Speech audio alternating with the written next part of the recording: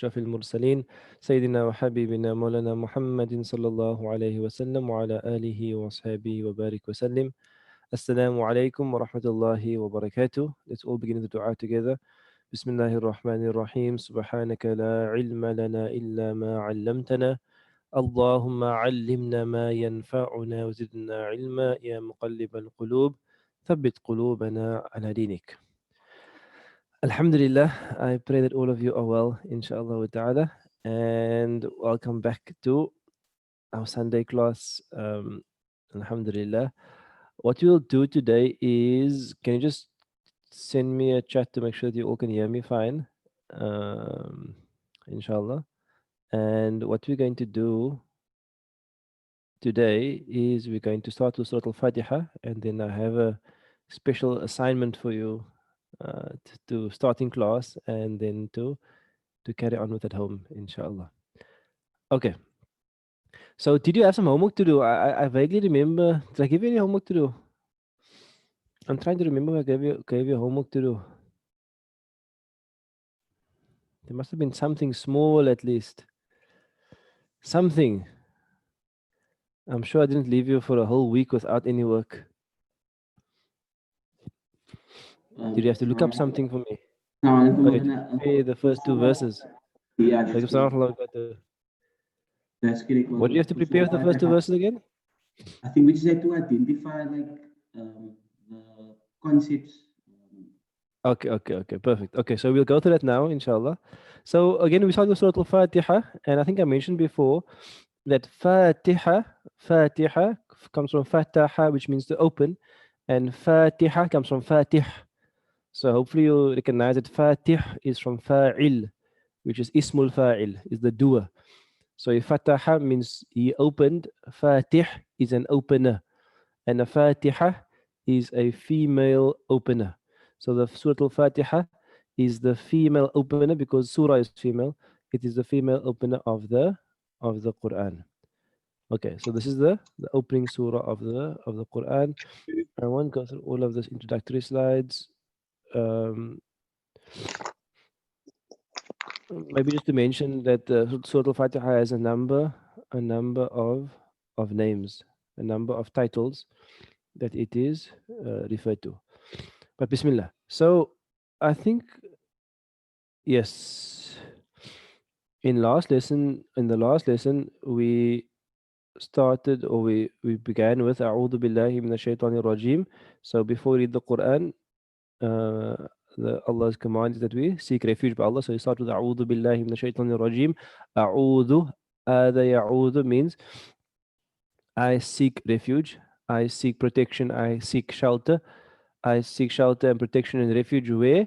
Billahi, with Allah, by Allah, in Allah, min, from ash-shaytan, the one who is shatana, who is distant, who is far from Allah's mercy, far from Allah's guidance, ar-rajim. And the long discussion last week, we discussed that ar-rajim can have the meaning of rajim and marjum. So rajama means to throw, to cast something. So rajim is the thrower, the caster, because shaitan is the one that casts or throws doubts in the hearts of people. And it's marjum, the one who is stoned, the one who is thrown against, the one who is expelled, who is humiliated. This is shaitani rajim. Excuse me for a moment.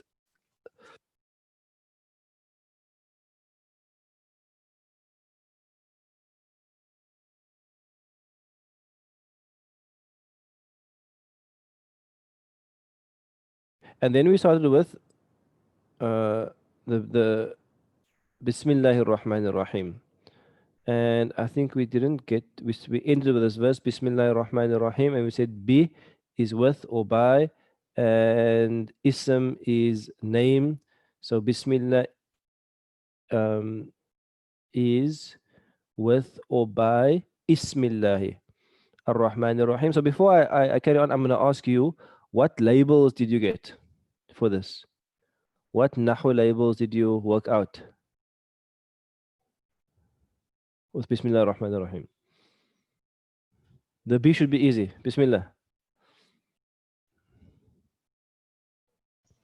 Assalamu alaikum, Maulana. Wa alaikum salam. Brother Rashad, how are you doing? Alhamdulillah, how's Maulana doing? All good? Good, good. Alhamdulillah, alhamdulillah. Alhamdulillah. So the B should be a harful jar. Okay, harful jar and then ism. اسم المجرور. It's an ismul majrur. So harful jar, ismul majrur. And then the word Allah Ratul Jalala, what do you get for that? Take a my note.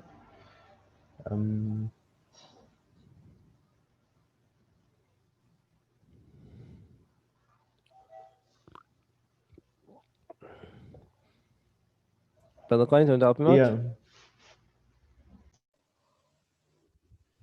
This is Tawheeda. Anybody? Jump in, inshallah. Mudaf ilayh. Good. So if you look at the word ism has no al and has no tanween. So in other words, the word ism is light. If it wasn't light, it would have been bismin with a tanween. So the word ism is light, and the word Allah, lafzul jalala, the magnificent word Allah there, is jar. So light followed by jar, and therefore we have mudaf and mudafun ilay. And if we have mudaf and mudafun ilay, what do we have to add? The of. The and Of. And of. the and of. Good. So we have to say Bismillahi in with by the name of Allah. In the name of Allah. Good. What's Ar-Rahman? What's the Nahu label for Ar-Rahman? Will it be a sifa, Maulana? It will be a sifa. Good. So Ar-Rahman is basically a sifa for Allah. Ar-Rahman is a sifa for Allah. And obviously Ar-Rahman, even though it ends with an, it's not dual there. The word is Ar-Rahman. Okay, so you don't have any duals when it comes to Allah Ta'ala. Ar-Rahman is the word, Ar-Rahman. And then Ar-Rahim. Also a sifa, correct? Also a sifa. So we have a harfu jar ism majroor, we have mudaf ilayh, and we have two sifas. So that's going to be the labels for Bismillahir Rahmanir Rahim. Okay, so what we're going to do for a few moments is we're just going to just go a bit deeper into some of the linguistic elements of Bismillahir Rahmanir Rahim. So the first thing we mentioned last week was that Bismillahir Rahmanir Rahim on its own is not a sentence. It's not a complete sentence, and we can see that from the Nahwu now, because a sentence in Arabic must have a fi'l and a fa'il, or a mubtada and a khabar.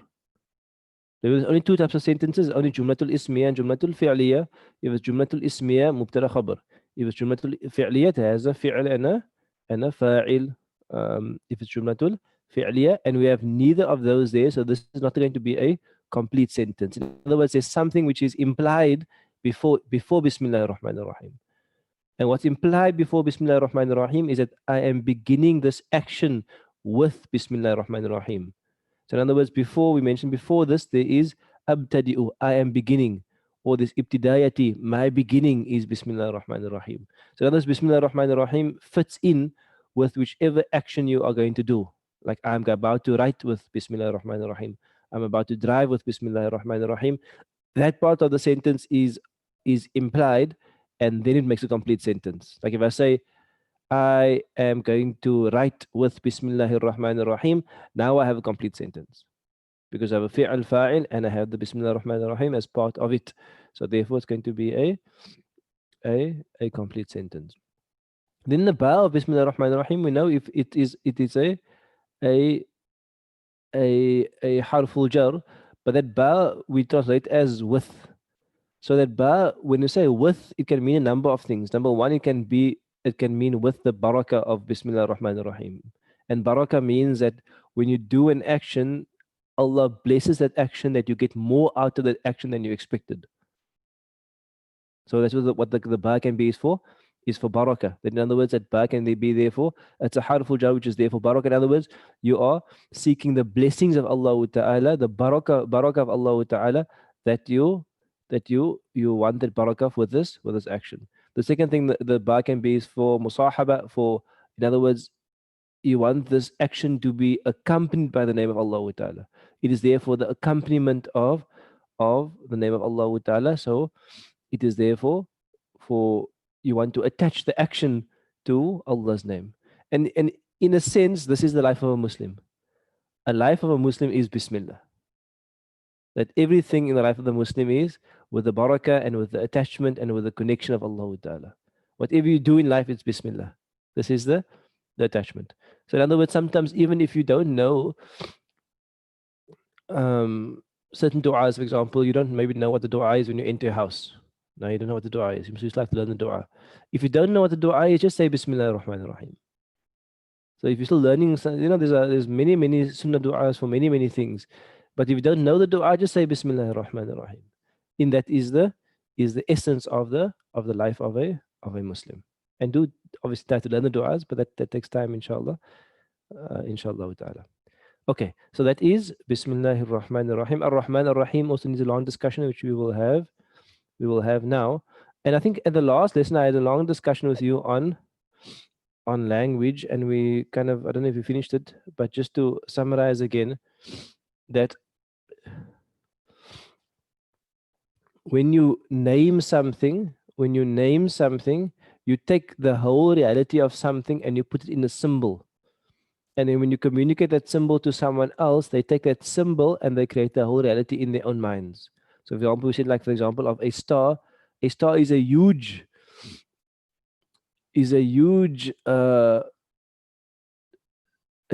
element in terms of size, in terms of might, in terms of power.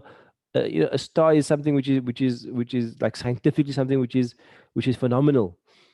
And then we take that whole huge scientific phenomena of a star and we codify it with 4 letters, S-T-A-R. That's the ism of this thing. The ism of this thing. And then I say the word star, a person hears the utterance of those 4 letters, S-T-A-R, star, and then with those 4 letters, they're able then to create that huge phenomenon in their mind. So very similarly for Allah Ta'ala. Allah is actually beyond all of our conception.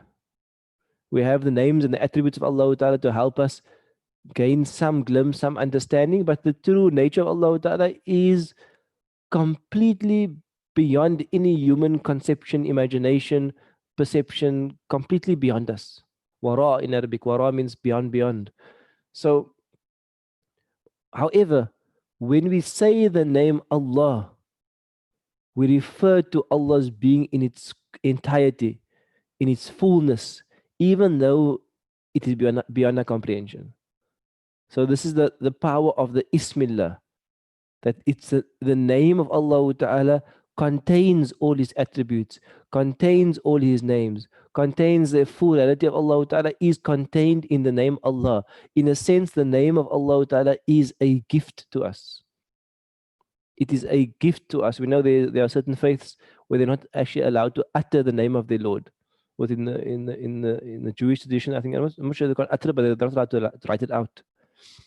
But for us, the name of Allah Ta'ala is a gift for us because it is the way in which we access Allah Ta'ala. Even though He's inconceivable and is beyond comprehension, He has gifted us with this name Allah, which encapsulates and embodies all His attributes.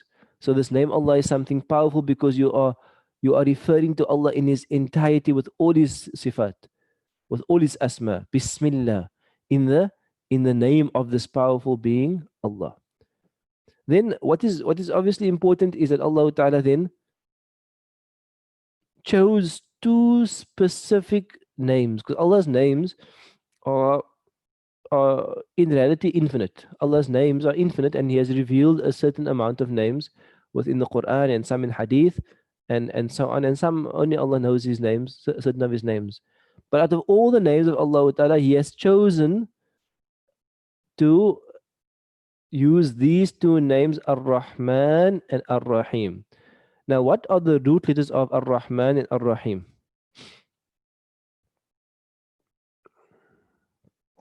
Rahama. Okay, good. So they're both Ra, Ha, and Ma. And then tell me, if I had to replace the Ra, Ha, Ma with Fa'ala, what would I get for Rahman and Rahim?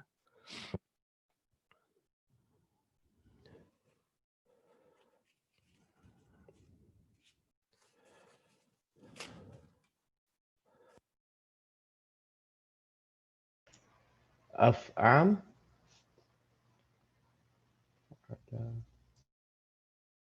So just say it again. We do Rahman first. So the Ra, you put the Fa. So it becomes what? Tawfiq, I can't hear you. Rahman will become Fa'lan.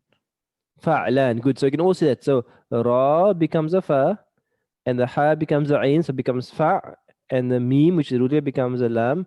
So Fa'lan. And how about Rahim? Fa'il. Fa'il. Good. So in other words, what happens in Arabic is that when you put you normally put the word on the fa'ala scale to understand the qualities of that scale. For example, fatih, we put fa'ala, fa'il, so that was ismul fa'il. So in other words, you put it back to the fa'ala scale because the fa'ala scale is like a universal reference. That's a universal reference in Arabic. Okay. So we have Ar-Rahman and we have Ar-Rahim. So let's start with one. Inshallah, we have Ar-Rahman. So Ar-Rahman, if I put it on Fa'ala, it becomes Fa'lan. So first of all, can you all see that? The Ra becomes a Fa, the Ha becomes a Ain, and then Mim becomes a Noon, and the Alif Noon says the same. So Rahman becomes on the pattern of Fa'lan. That pattern of Fa'lan has a name. That pattern of Fa'lan is called As-Sighatul Mubalagha. As-Sigha means the form.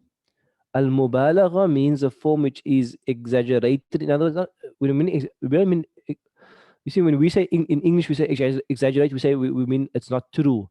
But exaggerated here means like the extreme form, like the emphasized form, like the form of to the greatest extent, in other words. We don't mean exaggerate as untrue. So, Dahida? Hyperbole. Hyperbolic form in a sense, yes. But even hyperbole, sometimes people think it as like not true. But we don't mean it, we mean it as the greatest extent possible. We mean that in that sense. So the sighatul mubalagha, the sighatul mubalagha. The sighatul mubalagha of fa'lan, it has a hyperbolic form or an exaggerated form or an emphasized form that indicates towards an abundance of something, a great amount of something. So in other words, if we're speaking about Rahman, we're speaking about a great amount, abundance of Rahmah. For example, Ghadban comes from angry. Ghadiba means to become angry. So Ghadban is someone who has a great amount of anger. Someone who's Atshan is someone who has a great amount of thirst. And then Rahman, obviously, and I'm going to discuss what Rahman means exactly, but Rahman is a great amount of Rahmah. A great amount of Rahmah. Then I come to Rahim. So Rahim is also a sighatul mubalagha. So sighatul, it's also a form of, in other words, it's also one of the exaggerated forms. In other words, a normal form would be Rahim. Fa'il, that's the normal form. Then an exaggerated, hyperbolic, extreme form would be Rahman and Rahim. Rahman and Rahim, they both this mubalagha, this exaggerated forms. However, they have different qualities. And Fa'il indicates towards the everlasting nature of something. It indicates towards duration, whereas Fa'alan indicates towards abundance. So in other words, you can see the different emphasis points. The one indicates towards an abundance of something, and the one indicates towards an duration of something. For example, the word Kareem is someone who is generous. In other words, his nature is that he's always generous. We call someone Kareem. He's not Kareem if he gives charity once. Someone is Kareem if their nature and they continuously give charity, then they become Kareem. Someone who is Alim. Alim is not an event. Alim is something which you become into a state. It becomes a permanent state. And you get Rahim from that. What are the differences if you look at the first two of each one? Ghadban, Atshan, and Kareem and Alim. Okay, what is the difference in what lies behind those words? Like, what does Ghadban and Atshan have in common that Kareem and Alim don't have in common? And what does Kareem and Alim have in common that Ghadban and Atshan doesn't have in common?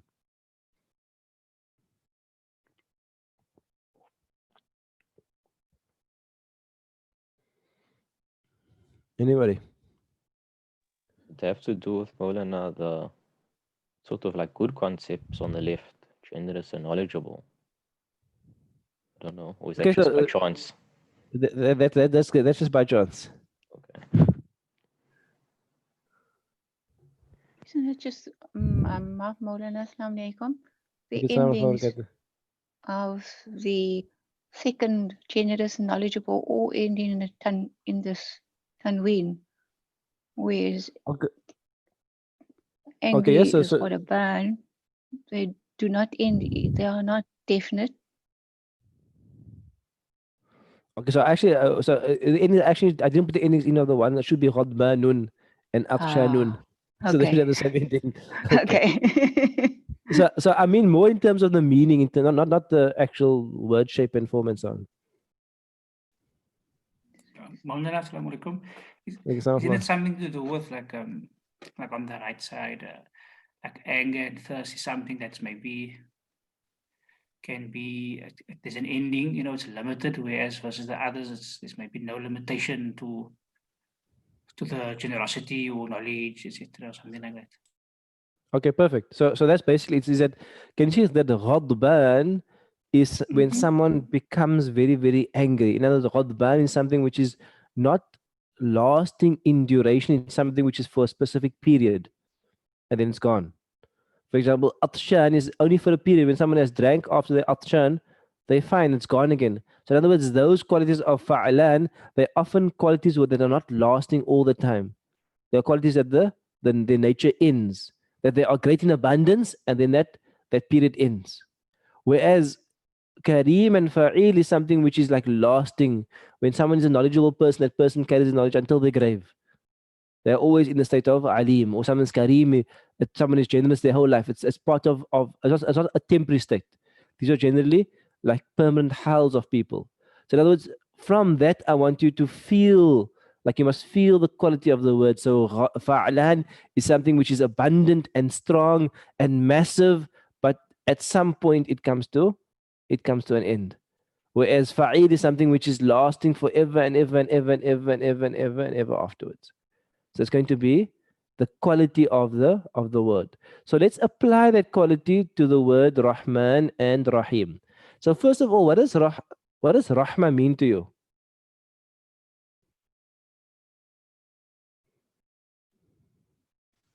Mercy. Okay, so Mercy. When you say mercy, what do we mean?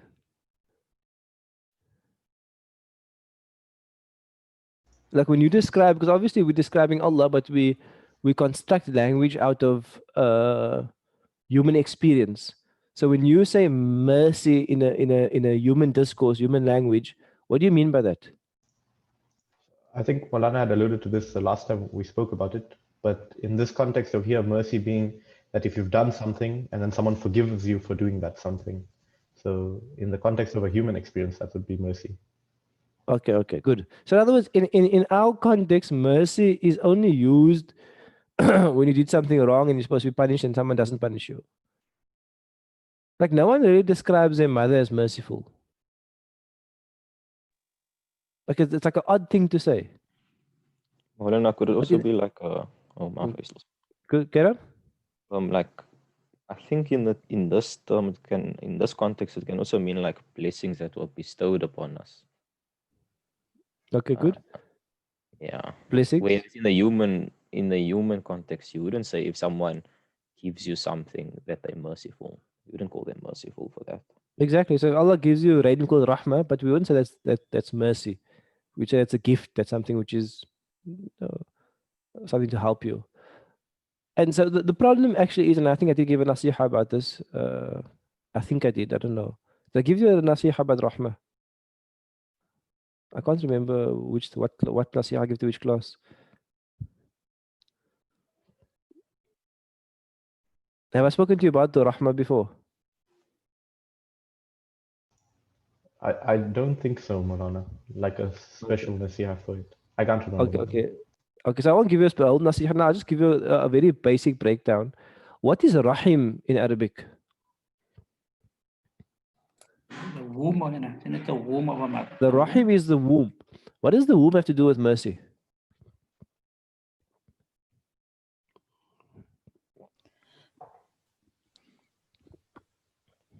Assalamu alaikum, Maulana. Alhamdulillah. So I think rahimus was like associated with the mother's womb, and I think when a mother gives birth to a baby, like despite that baby putting that mother through all the pains, like through the night, and just giving birth, and that when that baby arrives, the mother shows like all that love and affection, and that mother doesn't really like worry about whatever that child did. So I don't know if that's Okay. maybe. Okay, but mashallah, you use important words there. You use love and affection. The point I want to make is that we must detach the word Rahman from mercy. Detach Rahmah from mercy and make it like a one-to-one relationship. This is the problem with translation. The problem with translation is that you're taking an Arabic word which has a context and a world of meaning, and we're pinning it to one English word which is actually insufficient for that word. Like, for example, if Rahma was like a whole pizza with like 10 slices, mercy is only one slice. Mercy is not the whole pizza, if you know what I mean. So in other words, when you think of Rahma, don't only think mercy. It's only one aspect. The reality is that Rahma is actually closer to love and compassion and tenderness. The Prophet ﷺ says in the hadith in Tirmidhi and probably some other places as well, he says, Ana Allah, I am Allah, Ana Ar-Rahman, I am Ar-Rahman. Khalaqtu Rahim, I have created the Rahama, the Rahim, the womb. Wa shaqaqtu laha min ismi, and I have derived the name of the womb from my name. So Allah takes his name, Rahman, and he gives that same Rahama to the womb. When you think about the womb, there's many reasons why it could go Rahim. But one reason that strikes me is that when you are in the womb of your mother, what do you have to do to survive as that infant, as that child? What do? You do nothing. You just exist. And what gets provided for you? Food gets provided for you. Drink gets provided for you. Protection gets provided for you. Shelter gets provided for you. Warmth gets provided for you. You just exist in this bubble of rahmah that everything is provided for you. And that's why the womb is called the rahim, because it is where everything is just gifted to you. Everything is just gifted to you.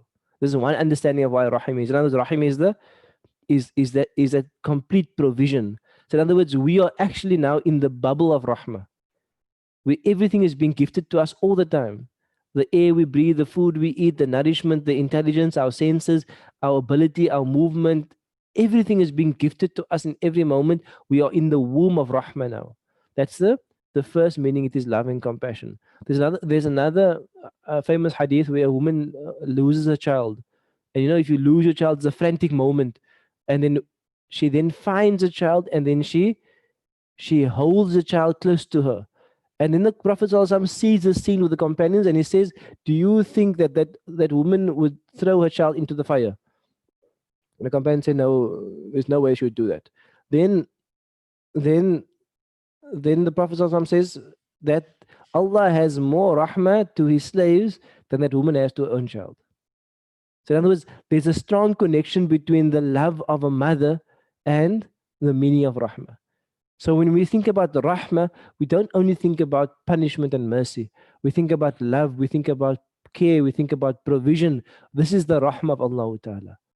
This is important for us to reframe this word rahmah. To reframe this word rahmah. Good. So that's just a short version of the long nasiha, but I think that's sufficient to give you the essence of it. It is love, it is mercy, it is compassion, it is care, it is provision, and yes, it is also mercy. And that's only one small part of the whole word. So what does Rahman actually mean? So Rahman means that there's a quality of Allah Ta'ala where His love and His care and His compassion and His provision is overwhelming, abundant. Everybody will get it. And Rahim means there's a quality of Allah Ta'ala where His love and His compassion and His care and His provision will be eternally lasting forever and ever and ever and ever. So if you combine those two things and a great abundance of something and an eternal duration of something, you have the largest conceivable amount of something. That's the one thing. The second, another thing is going to be the rahmah of Allah Ta'ala in this world. Are you required to be a believer to receive Allah's rahmah in this world? No, Maulana. Because everybody gets oxygen and the sun, and everybody gets blessed with that.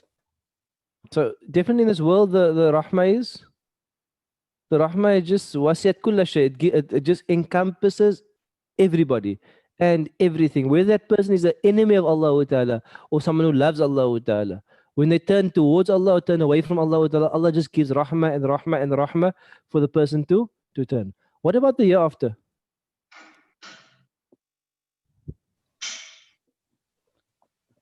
It's only for the believers. It's for the believers. And how long will You have to earn it. how long will the rahmah last? How long is the rahmah of the Forever, year after last? infinite. It lasts forever and ever and ever. But the rahmah of the year after is selective. The rahmah of the year after is selective, and to be distant from the rahmah of Allah Ta'ala is punished. To be close to the rahmah of Allah Ta'ala is to be saved, and to be distant from the rahmah of Allah Ta'ala is to be punished. So this is going to be with regard to the word Rahman and Rahim. So in other words, you can understand there's two aspects to Rahman. There's an aspect that relates to this world and to abundance and to encompassing every single thing. And there's an aspect to Rahman that lasts forever and ever and eternally. And those are for the believers. And Allah knows best who the believers truly are. And this is the attributes Allah has chosen to express Himself with. So this is Bismillahir Rahmanir Rahim. And there's a hadith, I forget the exact wording of the hadith, but it says that only one part of Allah's rahmah is for this dunya, and 99 parts of His rahmah is for the year after. So in other words, the rahmah that we experience now, even though it's great, is actually small compared to the rahmah of the year after. The love and care and compassion and gifting of the year after. Are there any questions about this? Bismillah ar-Rahman ar-Rahim. Just a comment, Maulana, is that following the Rahman and the Rahim is now the Alhamd. So after you start realizing what the Rahman and the Rahim is, it must take you automatically to a state of Hamd. Yes. It automatically going to flow in terms of a person's response to being overwhelmed. And I think also viewing Allah as Ar-Rahman Ar-Rahim is a lens through which you view the world.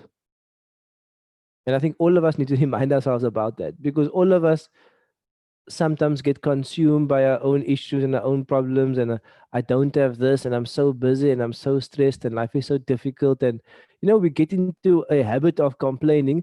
It's almost like you have an abundance of rahmah, you have everything in your life, and then one or two things are difficult, then we focus on the one or two things and we forget the other 1,000 things that are actually right with our life. So it's important for us to have the lens of Ar-Rahman Ar-Rahim, is that to appreciate the abundance that we get. It's almost like when you have kids. When kids are like difficult, and we always tell the kids, other children are going through this. You have so much in your life. You must appreciate what you have. The same with us as adults also. Allah can speak to us and say, you have all these things. Why are you complaining about this one or two things? So this is also a lens with which we view the world, the lens of Rahmah. Good. Any other quick questions? Just a quick question. So how come the sort of more general translation is most gracious, most merciful? Where did that come from? Yes, so gracious, merciful. There is no translation that is suitable for Rahman and Rahim. Let's say that. There is, like, it's almost like what word captures the love of a mother? Like what one word captures the love and care of a mother and the dedication and her selflessness and his giving? And this is not we're talking about the love of a mother. We're talking about something greater than the love of a mother. We're talking about Allah and His infinite provision and love and care and there is no word to capture it. So what we have to do is we have to that's still point about translation. Translation is never going to be sufficient. And so we have to understand Ar-Rahman as Ar-Rahman. When you say Ar-Rahman, that is the translation in your mind, is Ar-Rahman. It is abundant, overwhelming. It is all these things combined in that word. So there's a whole lot of, some say the merciful, some say the compassionate. I see a popular one now is the especially the entirely merciful, the especially merciful. You can see where it comes from. Entirely means from abundance, and especially means it's especially for a group of people. You with me? But the problem again is we're just saying merciful, which is beyond. It's actually not. It's beyond mercy. So merciful is limiting the meaning. So again, I'm not faulting translations. I'm saying the language does not have the tools to convey the meaning. The English language doesn't have the tools to convey the Arabic meaning. And that's the problem. Any other questions about Bismillah ar-Rahman ar-Rahim?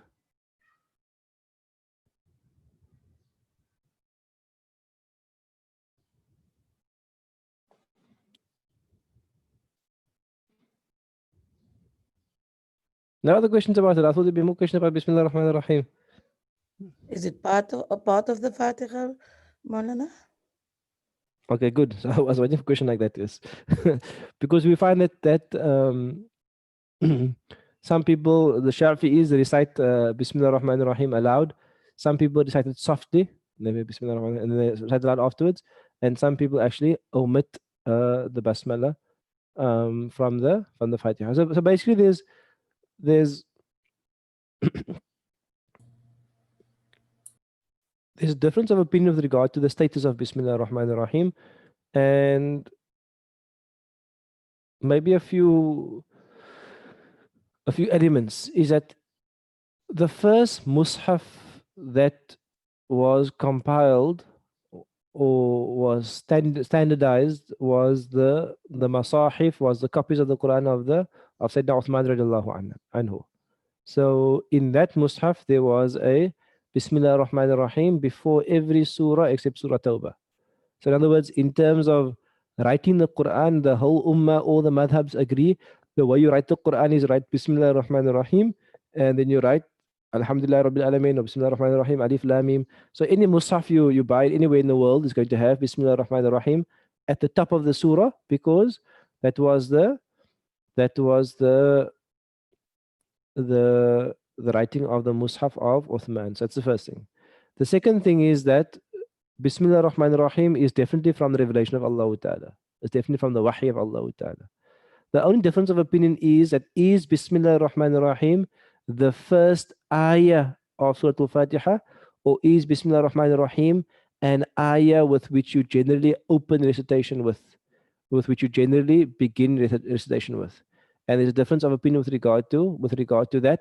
So the Shafi'is basically believe that every surah, the first verse is Bismillah ar-Rahman ar-Rahim. Therefore, if you are Shafi'i, you recite it aloud. You say Bismillah ar-Rahman ar-Rahim, Qul huwallahu ahad. However, the other madhabs, I'm not exactly sure which madhab, but I think it's the Hanafis, but they generally recite it softly. They'll say Bismillah ar-Rahman ar-Rahim softly because they're opening the surah, and they'll read aloud Alhamdulillahi Rabbil Alameen. And there are also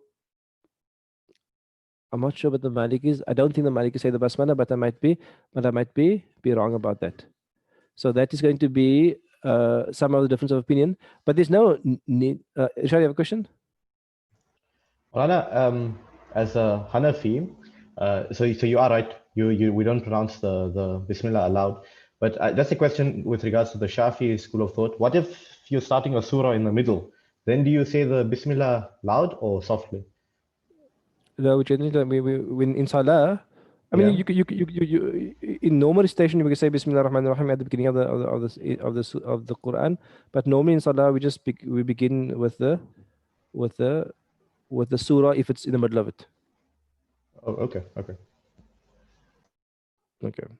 Shukran. So yeah. So in other words, there's a difference of opinion with regard to it,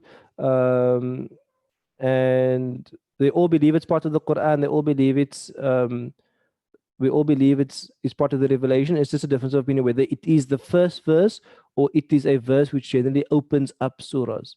And there are a hadith on both sides, and it's a long discussion, but it's not something that we have to get like stuck on basically. Whichever madhab you grew up with, Bismillah, or whichever evidence is more appealing to you, you follow that. But there is no like one or right or absolutely right or wrong answer. There's difference of opinion with regard to it. Okay. Brother Nazim, Bismillah. Maulana, can you explain Bismillahi, the he at the end of Allah? Bismillahi.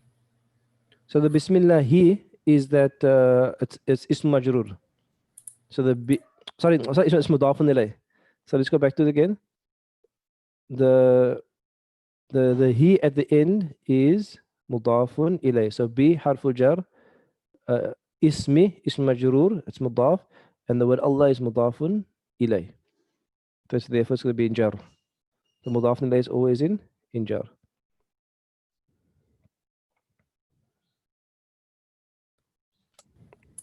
Okay. No. Just on Brother Irshad's question there regarding that, like for the Shafi.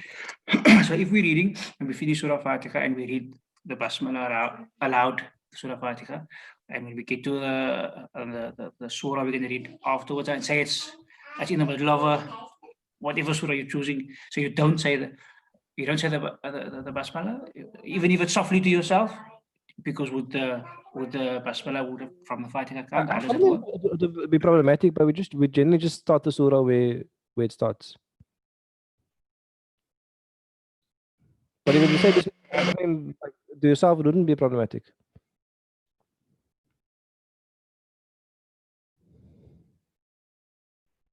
But if you say the loud, something can get confusing because then people would think it's like generally we associate the basmala with the beginning of the surah. So generally, if it's in the middle, we just start in the middle.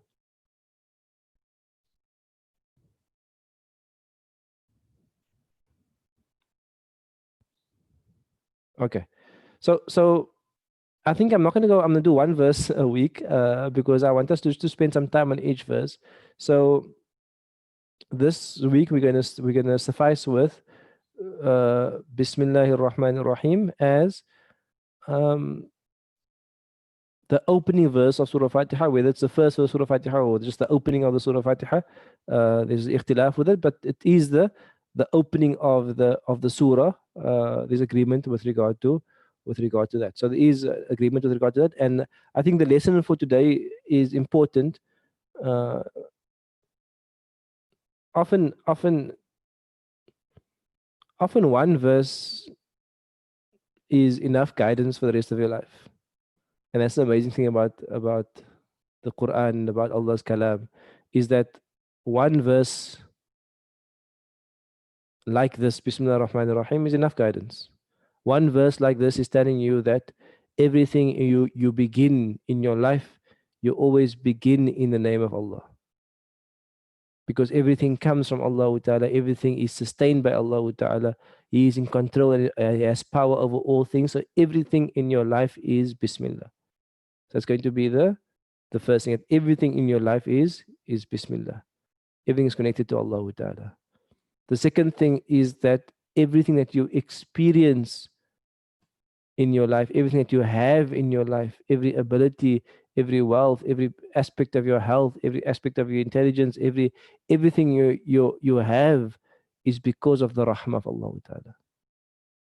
Because of the love of Allah Ta'ala, because of His provision, out of His care for you. He gives and He gives and He gives and He gives you even if you turn away from Him.